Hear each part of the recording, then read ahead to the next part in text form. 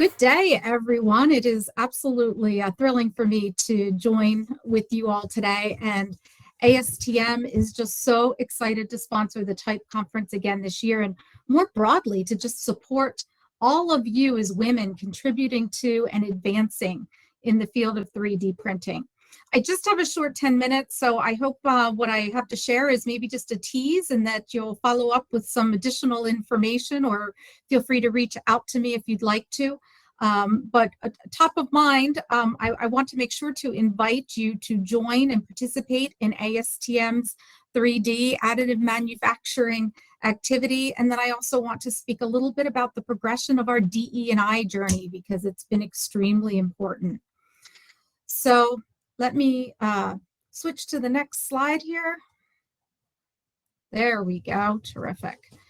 So as you may know, ASTM International, we're a globally recognized leader in the development and delivery of voluntary consensus standards and supporting programs. Today, we have 13,000 standards that are used around the world to improve product quality, to enhance health and safety, to strengthen market access and trade, to build consumer confidence.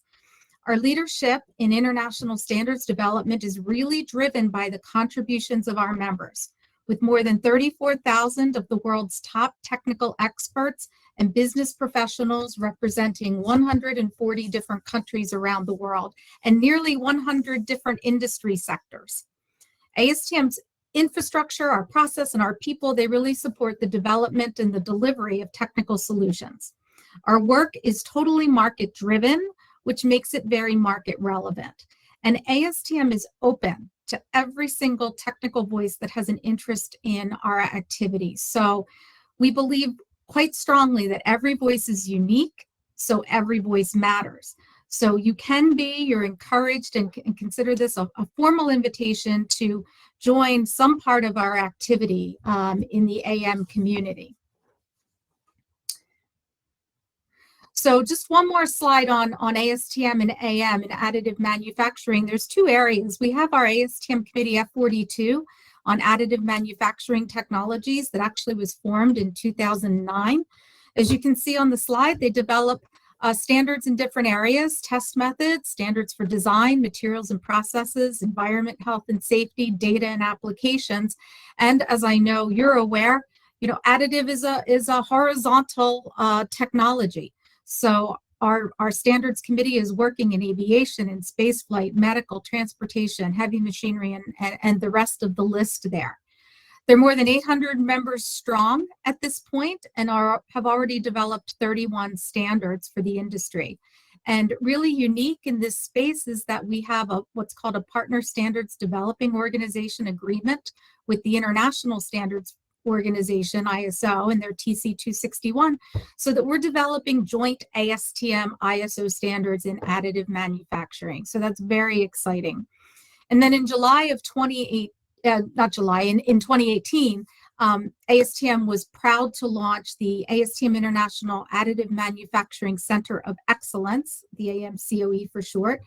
And that's really a collaborative partnership among ASTM and organizations from industry, government, and academia. Over the past 12 to 18 months or so, in collaboration with our partners, we have seen a very robust expansion of the AMCOE activities. We've generated over $3 million of in-kind investment.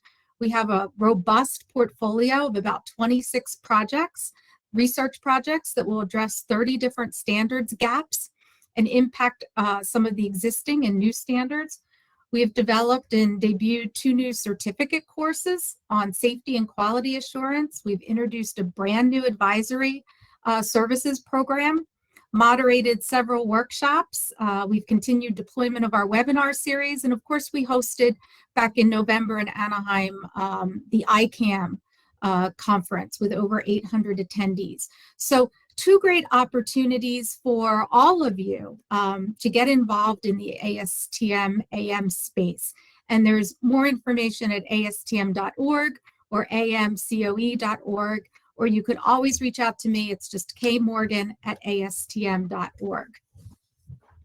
So now I want to move to the subject at hand, which was ASTM's vision for DE&I, and I just want to talk to you a little bit about our DE&I journey. While we've always strived for equity in our process and protected the underrepresented voice and sought diversity at all different levels in ASTM, you know, our very conscious DE&I journey began back in 2019.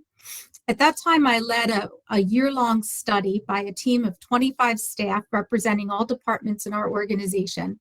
And we worked over that year to educate ourselves, to align ourselves on definitions, to grow together in trust, and to be able to share openly and honestly with each other. And we did a lot of listening and a lot of reflecting. And our work resulted in a series of recommendations across 3 different categories: recommendations for our governance, for our membership, and for our staff. In October of 2020, we obtained board approval of our first organizational commitment statement on diversity, equity, and inclusion. Our aspiration was to make DE&I an inherent part of our cultural DNA and not have it be all about a series of events or initiatives.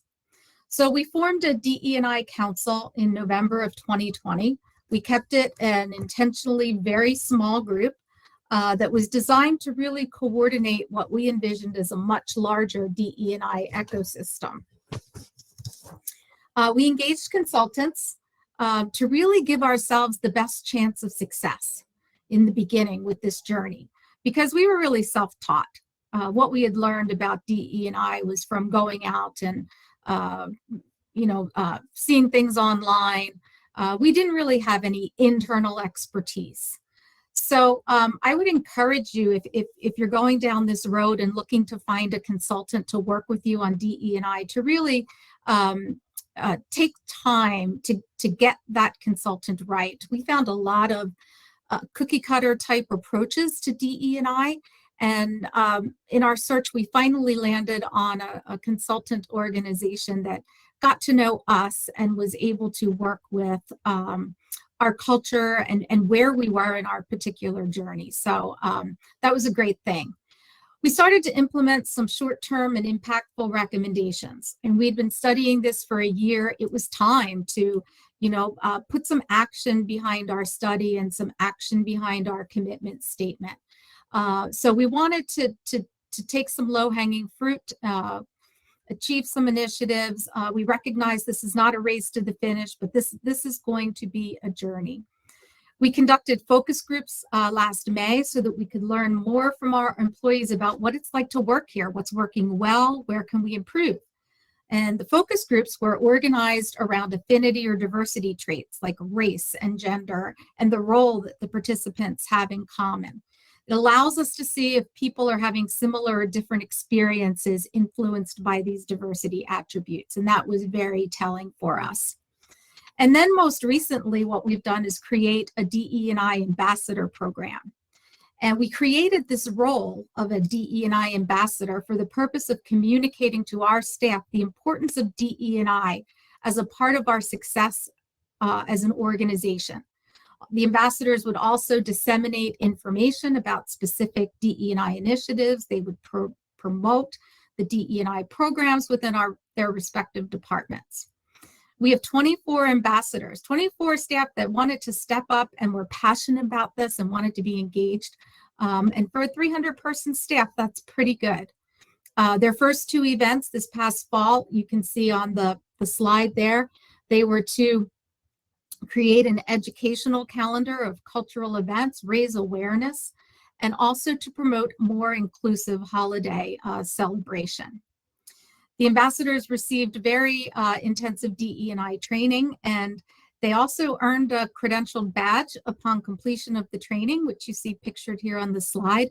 And the ambassadors are free to use that as part of their email signature, on their business cards, or in their different social media venues. And we've made some progress in our governance with DE&I. We're already seeing positive impacts. In 2019, if you look at our board, you see a lot of suits and ties, at 5 women in that picture.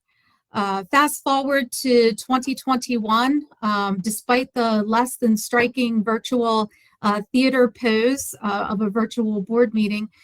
We have 9 women now, 15 men, and 5 individuals from outside the United States. And relative to age demographics, how wonderful to have the youngest person on our board now in their mid-40s.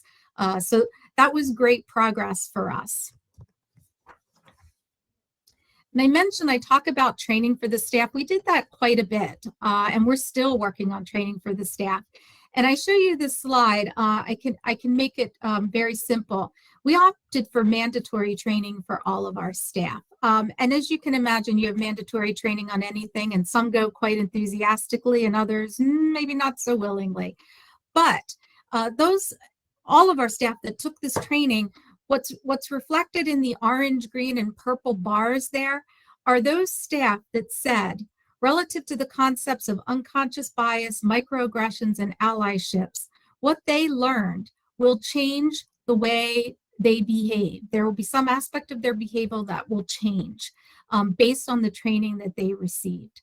So it was a huge success, a win for them personally, and a win for the organization. So as I come to the end here, just some next steps in our journey at ASTM. We want to expand our ambassador program. As I said, that's been great. We want to start to form our very first employee resource groups. We have some ideas around the content of those groups. We want to deliver additional training. The training has been so very important for our staff, and we want to look at training, more training for the staff, and also at some for our membership and perhaps our governance. We want to provide resources for critical learning, centralize a repository of where people can go that want to learn more about DE&I. We want to expand opportunities for our employees to interact. They love volunteer days, lunch and learns, team building, all of that. Develop core values for our organization. We're working on doing that. And of course, reviewing our hiring practices to attract diverse candidates. So I'll close with this. Addressing diversity, equity, inclusion, and standards development is a very important commitment for me personally, for ASTM International, and for many of our partner standards organizations. Our commitment runs deep. We want to drive DE&I into our culture, and we really do believe, as I said at the beginning, every voice is unique, so every voice matters in our process. And if you have access to these slides I just provided, it's also on our website. The DE&I commitment statement that we had approved by our board. So this commitment makes our work more impactful. It empowers us to more effectively fulfill our mission, to serve global societal needs and help our world work better, which is, our tagline at ASTM. So thanks so much for this time. I hope I sparked a little interest, and look forward to the rest of the conference and to interacting with you in other sessions. Thanks, Kristen. Thanks so much, Kathy. We clearly should have allowed you a lot more time, because I think there's a lot more you could say, but maybe we can have you back next year to give us an update. So